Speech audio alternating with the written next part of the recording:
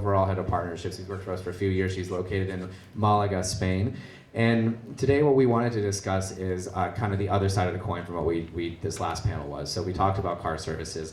Let's hear from the rideshare partners, but also we have a interesting other panelists who's not in the rideshare world. Tarek, I just want to give background on. I've known him for about 4 or 5 years. He was at Dal 7 before, then at Carhu, then now at Curb, and he also brings the taxi. Curb is our city's taxi app, the taxi perspective to the equation as well. But without further ado, I'll hand it over to Nicole. Well, first I wanted to welcome all the panelists. This panel is going to be on rideshare and the interaction between rideshare and corporates. So just to start, I would love to have each of you introduce yourselves and give a brief overview of your company. So I'll start with you, Caitlin. Thank you. I'm Caitlin Gomez, and I'm head of corporate travel partnerships for Lyft. I don't think I really have to tell you who Lyft is, but I will anyway. So we are a ride-sharing company, and we are based out in San Francisco, but we have quite a large office in New York. And I just came on about 4 months ago. I was at JBTA before and HRG Travel Leaders, so I'm an industry girl at heart. So I'm really excited to move over to the rideshare portion and to be with you today. Thank you. My name is Zhou, and I work for Heycars. Funny enough, we are not a ride-sharing company, Okay. So I feel a little out of place here. We are a pre-book service based out of Asia. So I'm going to talk a little bit about Asia markets. Absolutely. Tarek, Mallah, the global head of channel development for Curb. I also don't know if I'm a share ride concept. However, we are as close as it gets. And I'm happy to share our experience and where our taxi, predominantly taxi services represent for corporate travel. And hey everyone, my name is Mike Vaccarino. I'm on the partnerships team at VIA, which means that I spend my days talking to cities, corporates, universities, transit agencies about incorporating on-demand travel into their transit networks. And so VIA was initially founded as a TNC, as a shared ride service. And to give you a sense of scale, we do more shared rides, pooled rides, so I'll use those interchangeably, than Uber and Lyft combined, at least in Manhattan. But recently we've been kind of on that left side of the Venn diagram that David showed earlier in the B2G side, where we partner with transit agencies, with cities, with corporates, and help them run their own on-demand microtransit programs, either using our technology as a software licensing agreement or our operations where we'll procure vehicles and hire drivers and run an on-demand operation on their behalf. Okay, thank you. Well, I think the best place to start is when we look back at the panel before, a lot of the focus was on duty of care, and so now we're going to look at the duty of care versus cost and convenience. So if we can, I guess we'll look at corporates. And I think the best place is to understand first what your corporate strategy is, because we're all, as you can see, a little bit different. We've got taxis and rideshare, pre-book, but all of you have a corporate plan or a corporate strategy. So if you can tell me a little bit about each of your corporate strategies, then we can go from there. We can be the former group of outliers, right? Wormed our way into the ecosystem. Yeah, so how many of you know the difference between regular Lyft and Lyft Business? So much work to do. I just paid my salary for the next year. I'm really excited. So Lyft for Business is our corporate tool. Within your Lyft app, you can ride as regular Lyft or you can ride in a business profile. So business profile is our corporate solution. So I come from the TMC space, very used to managing and overseeing travel programs. And so that's why Lyft Business was really interesting to me, because ground period was something that as a TMC we barely touched with a 10-foot pole. We liked rental car companies, but that was about it. We didn't want to have anything to do with you actually booking or dealing with them. We just wanted to send you there, and same with Black Car. And so I think with Lyft, we actually give you the opportunity to not be reactive to your program, to be proactive to your program. And, every time you get out of a Lyft with a business profile, that same receipt that you get, that pops up on your phone, it's given to a database, so that feed is sent to your travel manager or to your TMC, and so immediately they know exactly where you are, the route that you've taken, the driver, they have all that information at their fingertips, which I don't think in any other ground transportation platform you have that same visibility, right? And so when it comes to duty of care, it's always been a real pillar for Lyft. And so just for example, when I was coming here, I was taking the subway and we were stopped in between stations and they couldn't get the train to start. And then they get over the system and they're like, well, we're gonna try to move again, but if we can't, you're gonna have to get off and walk through the tunnel. Have you seen my shoes? I was terrified. And I was like, oh, this is great. I'm going to talk about duty of care and I'm gonna have to crawl through a tunnel to get there to do this. So I think, and when I get into a taxi, I'm all about, and by the way, I still take taxis, and I still take all forms of transportation because for me it's about simplicity and I need to get to where I need to get to. And so, I think having that visibility is extremely important, but I think there's different ways to get there. Fantastic. So I'm going to talk mostly about China because that's where our company is based and that's where we do most of our corporate travel. So we are direct competitors to someone like ride-sharing apps, but in China the main for now. So in fact, the main competitor is Didi. If you guys have heard of this, they bought out Uber China a couple of years ago, and they offer a similar kind of service to what Lyft and Uber do. But there's a difference between what's offered in North America and the duty of care in North America and China, and that's where we think we have competitive edge. So I'm just going to talk a little bit about my experiences personally using Didi. And so I've gone into cars where the driver has been incredibly unprofessional. He has used inappropriate language, and he has not driven safely, or he hasn't provided a comfortable car. So for example, during the dead of summer, it's like 30 degrees Celsius for 35, I don't know what that is in Fahrenheit. Hot. So he refused to turn the air conditioning on to save a couple bucks. And then I'm just sitting there sweating. And then there's also been instances where the driver have refused to use the common language in China, Mandarin. He's speaking some local dialect. You have no idea how you're going to communicate with this driver. And also sometimes he's been swearing at other drivers on the road, the traffic situations, even me a couple times. So, yeah, nice. So but I've also had really good rides. I've met some of the most interesting people taking Didis in China. But the problem is consistency, and it's kind of a toss-up. If you're going to get the worst experience in the world, or you're going to get the best experience in the world. And that's where our duty of care, that's what gives us our competitive advantage, is that we can guarantee you that 95% of the time, when you step inside a vehicle, you're going to get the service that was advertised. You're going to get good drivers, you're going to get good cars, you're going to get good driving.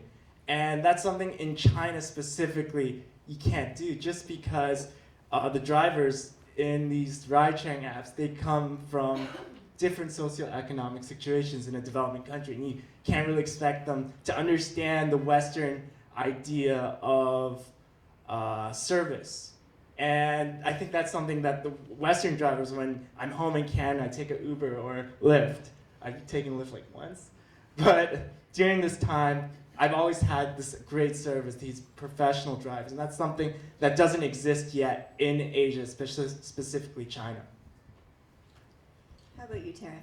So the buzzword, and I don't undermine the buzzword of duty of care, carries different meanings. And Sure. When we talk about duty of care, what comes to mind is background checks, drug testing, and so on. So pre-employment and qualification of driving record, having a closer touch with the driver and the vehicle conditions. And then the other concept with Caitlin mentioned is what happens in the car and how much do we take for granted that the ride will go, as in China, as in here, it goes as well as expected, controlling the behavior of the driver. And how much do we have the duty of taking that care and be responsible for to our end passengers? Okay. It's a tug of war.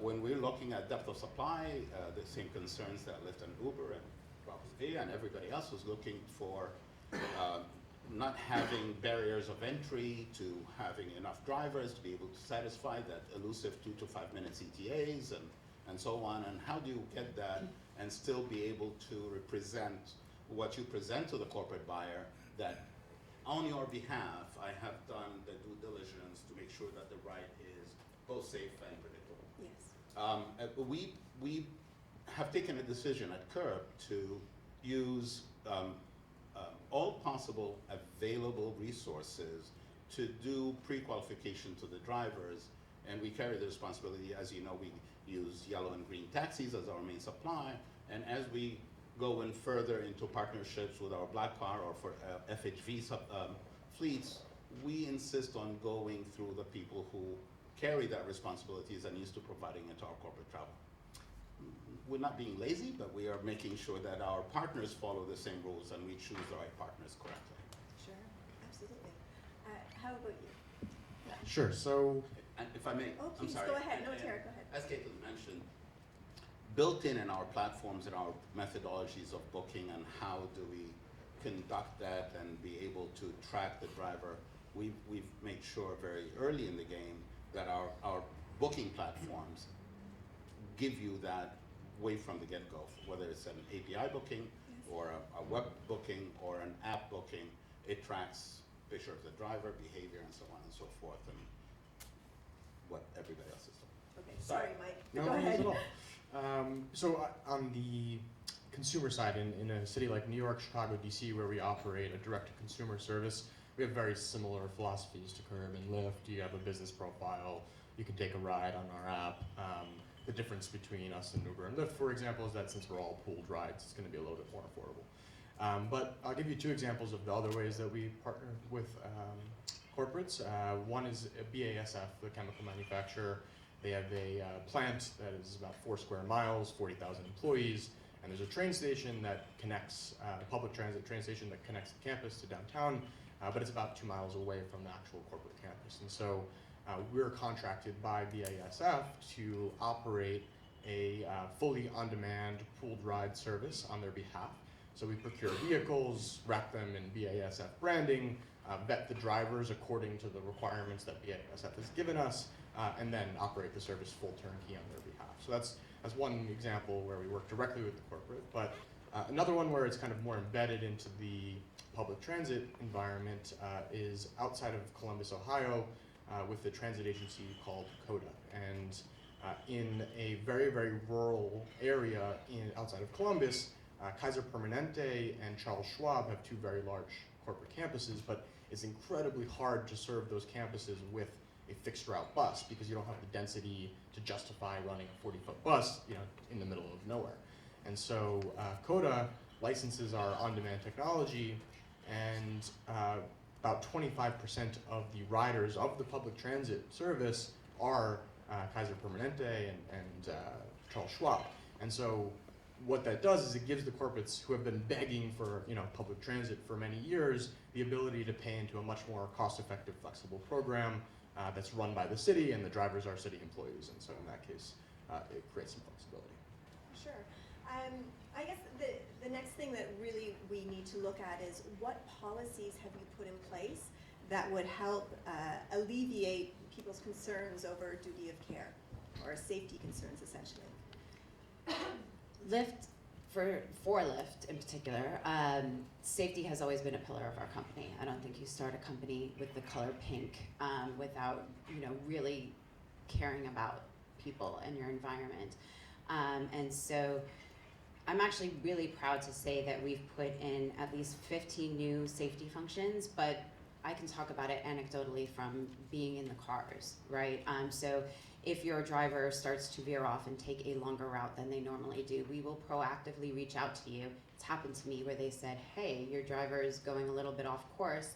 Is this something that you wanted to do? You know, I'm, you know, it's not exactly what they said, but around that, right? Yeah. Also, we just announced today that we have a partnership with ADT where you have a 911 button in your phone. If you get under a 5-star rating, you are asked to say exactly why. But I think safety goes both ways. We also have things in place that take care of the driver. So at the same time as we're reaching out to the passenger, we're reaching out to the driver at the same time. That was something that was really interesting to me when I started at Lyft, is they made us go through the driver experience. And I think people always focus from the passenger, but it's pretty sketchy being a driver as well. So we've also created a safety council. I think we're doing as much as we can to help alleviate and give as much transparency into the ride as possible to make people feel as comfortable as possible. So again, I'm gonna keep talking about China. I'm sorry, guys. Thank you.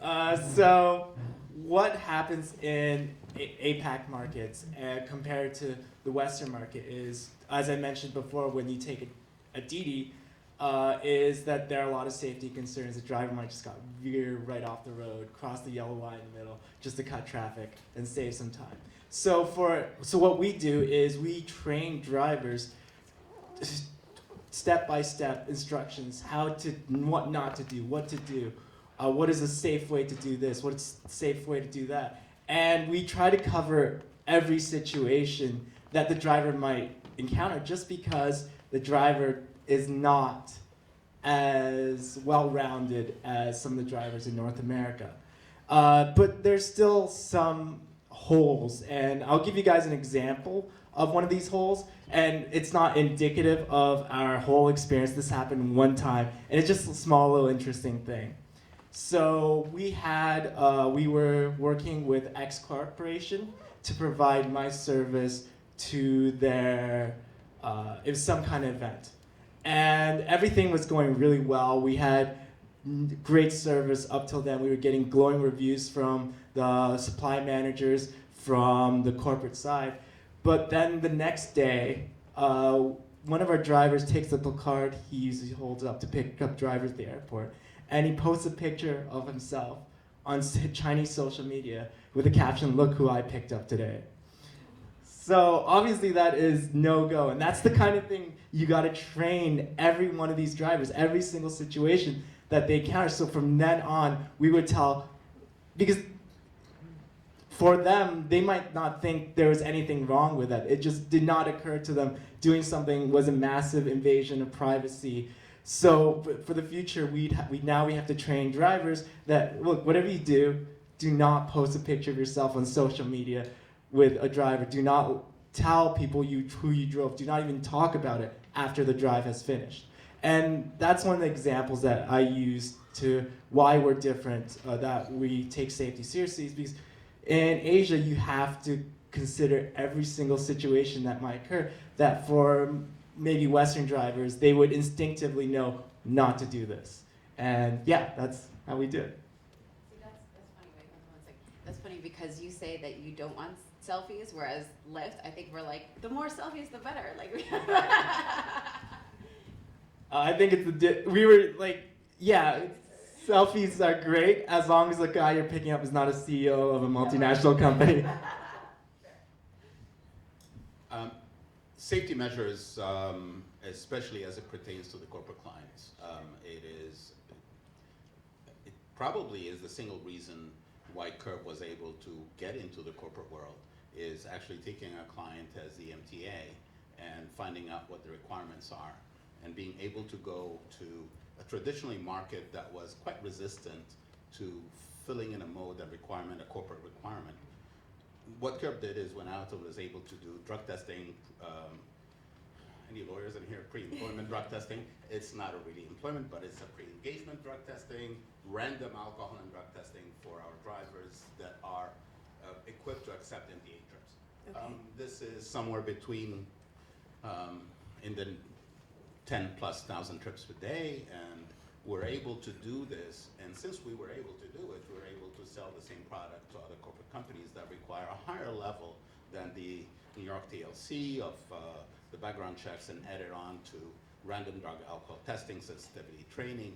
And we are quite happy to replicate this with other agencies across the country and or across the world, and other smaller companies that have further requirements from the corporate travel suppliers, such as billing codes and so on and so forth, simply for billing purposes, but also identifying a driver and identifying the passenger as the booking happens, whether it's through APIs or partnerships or mobile app.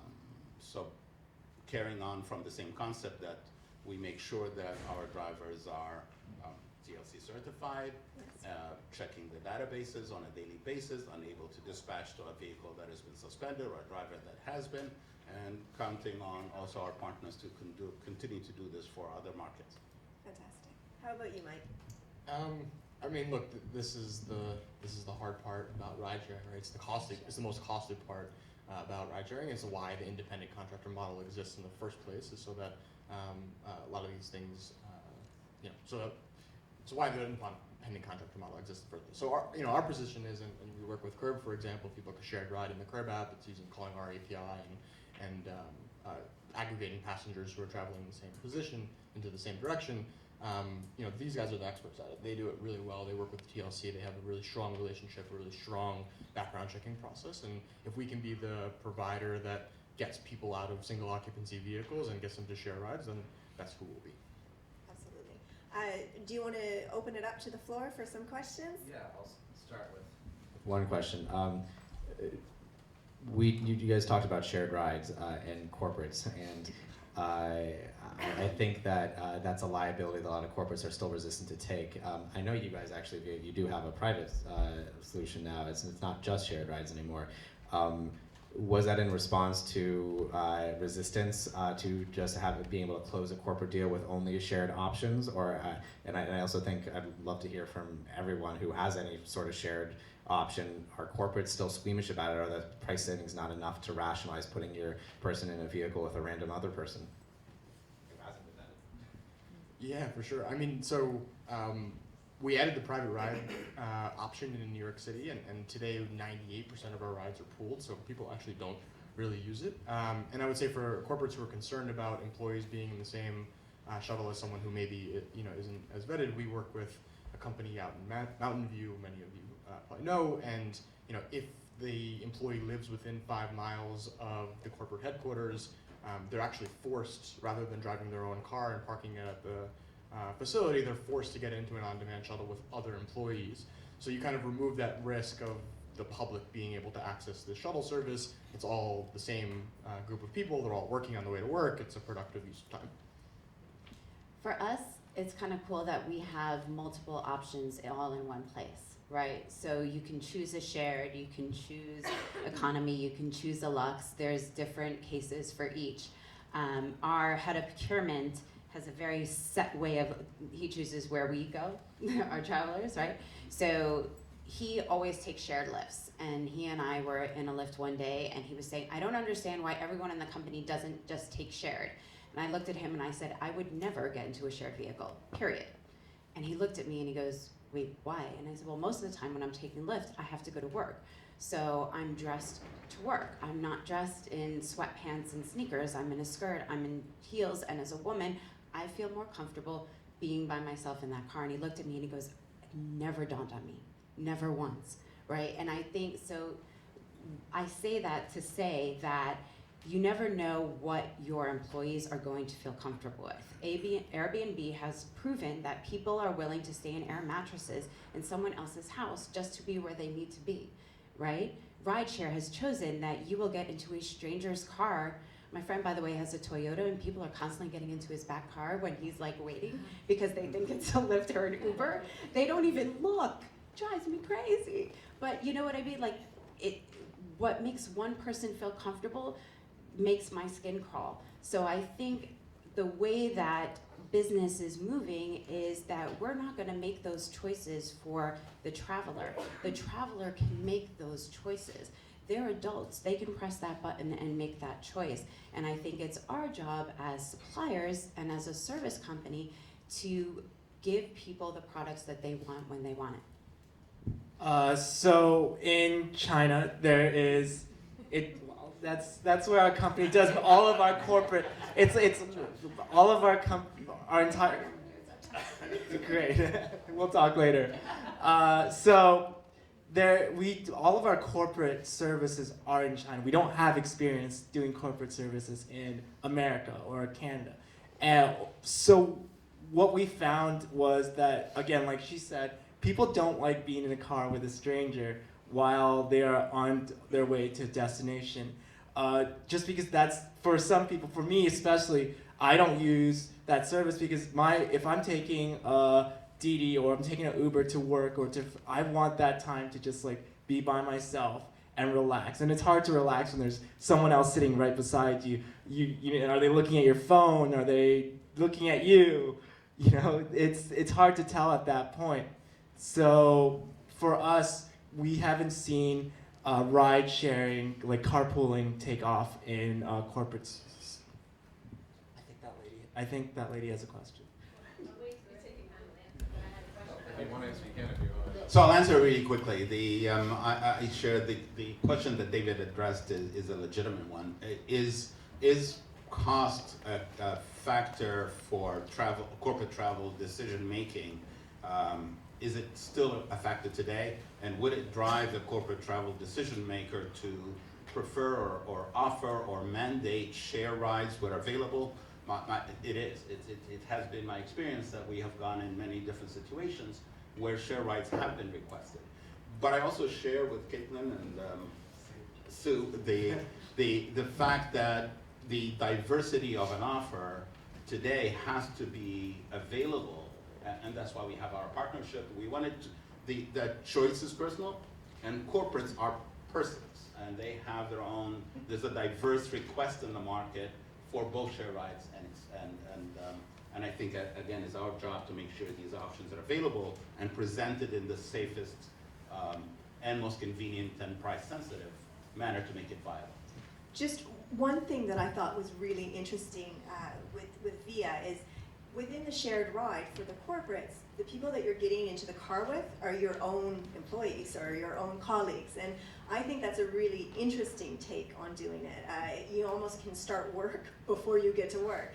So it's I think a great way to go about it. We actually have done that for ourselves. So when we moved from Midtown to Long Island City and moved most of our staff, the distance from the subway to our office, we started eating our own dog food, and we encouraged our staff, employees and team, management all the way to workers to go into and create a shared ride concept from the bus to the office. So it's the culture and the mandate within, and what is the priorities for each company, cost versus. But like Caitlin said, we would never force any of our employees to get in an uncomfortable situation for themselves. So even with that mandate, if you don't feel comfortable, by all means, take a car on your own. Absolutely. I think the 800-pound elephant in the room that nobody's talking about is the cost of a lawsuit. An employee is vulnerable while they're on employee time, and if the company is paying for their transportation, the company becomes liable. And so the legal counsel is going to start driving what the cost really is, because they're going to look at the cost of allowing something that can put the corporation at risk for a lawsuit. So if someone is already unable to sort of figure out who the driver is and figure out if they're safe and there's an assault or something like that, that's one question. But then you add an extra layer of, I don't necessarily know this driver, I don't have any real information about him, and now somebody's gotten in the car who I don't know. Female, male, LGBTQ, minority, whatever, there may end up being an incident that simply is due to the fact that the two individuals don't know each other. And so I think what's going to start popping up more and more in conversations is the fact that just one incident might cost huge bad PR, might cost huge lawsuits or liability issues. And I think that even if people like the ride sharing with someone who's not not necessarily from their enterprise, because it is, you know, a cost savings and it's, nobody sees the problem with it. If the company validates and offers to reimburse that, you know, where do you stand in terms of having helped propagate that? And I guess Caitlin has an answer. Yes, thank you. Nice to see you, Becca. Thank you. Nice to see you. I love Addison. Okay, so let's break that down because there's a lot in that, right? So let's unpack it a little bit. So first of all, we do continuous background checks. I won't say who our competitor was, but there was a friend of mine that came to me and said, I was in somebody else's car and they said, I can't drive for Lyft because they do continual background checks and I wouldn't pass. So yay us, ook others, right? But what I will say is having that ability to reach out during the ride with that 911 button, seeing who your driver is, you have their license plate before you get in their car. We have amps. So we've changed from the nice cute pillow mustaches to amps. I don't know if you've seen them. The amps change color. That's so if you're in a situation where, let's say you get to the airport and there's a big congestion of cars, instead of just having to look for the license plate, which can be a little confusing when you can't even see it. I mean, we've all played that game, right? So now we have amps that change color, so you know exactly who's your car. You can tell by the color coding. So I think that we've done a massive amount of work in securing, making people feel secure, you know, like monitoring during the ride. Also, the minute you get out of the car, it's almost real time that information gets sent back to the company if you're taking it. That's why business profile is really important. And so is there an element of risk in almost everything we do? We're travel people, right? Essentially our jobs are to take people out of their homes, put them in a tin can, fly them through the air, drop them in the middle of nowhere, and send them to this place that they don't know, stay in a hotel that they've never met, and the whole time they're trusting their company to keep them safe. So that's why this business is so inherently personal, because we know that we're responsible for that. And so when you take that seriously, that's why you get into this business. And I'm just really proud to say that I work for a company that's doing their damnedest to make sure that we feel as comfortable as possible. I think quickly, we got to wrap this up in a second because we're already over time, but I just, going back to the anecdote you told at the beginning, you almost had to walk on the subway today, taking public transit, which I don't think anyone would sue the state of New York City if something happened to you hopping on the subway with a lot of, you know, much more dubious characters, let's be serious, than are hopping in a Lyft line. Yeah. And I think this is something that I found funny about this debate, is that like we'll pay for your Caltrain card. I lived in SF for 7 years, like, and they would pay for our Caltrain card monthly when you're getting on a train with a bunch of random people, but and they'll pay for a really like boutique, you know, black car, but God forbid anything in between. Yeah. It somehow seems to trigger corporate travel managers in a way. So I'm curious, and this will be the last question, kind of how, and I think this is mainly for Caitlin and Mike, but how have you guys gotten past that prejudice from these corporate travel managers? Relationships. So there's a reason why I'm head of corporate travel partnerships. I, you know, come from the world. I speak the language. I don't believe it should be us or them. I believe that there's use cases for Gordon, for Addison. You know, I walk into a partner and I tell them that. You know, I think that anytime you're afraid to have the discussion or you stick your head in the sand and say, not me, you're immediately losing out. And so I think the more that we have these open discussions, the more comfortable we will become, and we will also identify opportunities to grow and to change and do better, you know? And so I actually welcome it and I like the conversation, because I think if it's in people's minds, you've got to talk about it and make them comfortable. Yeah, I would agree, but I also think there's an interesting happy medium here.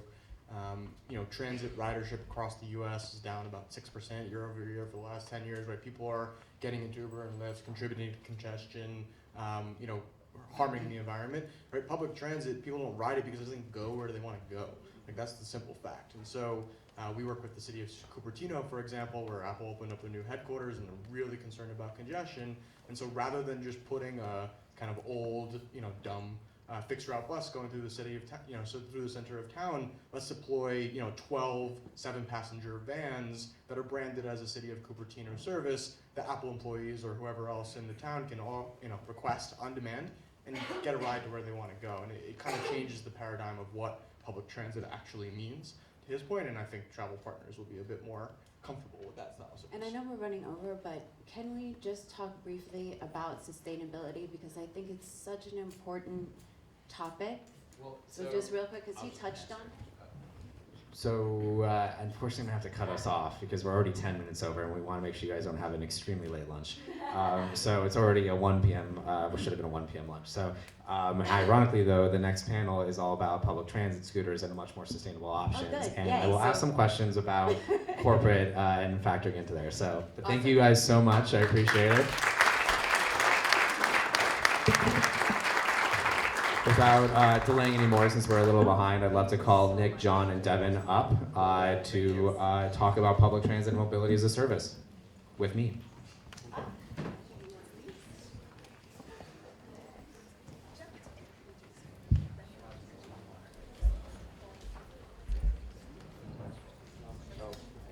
To do that.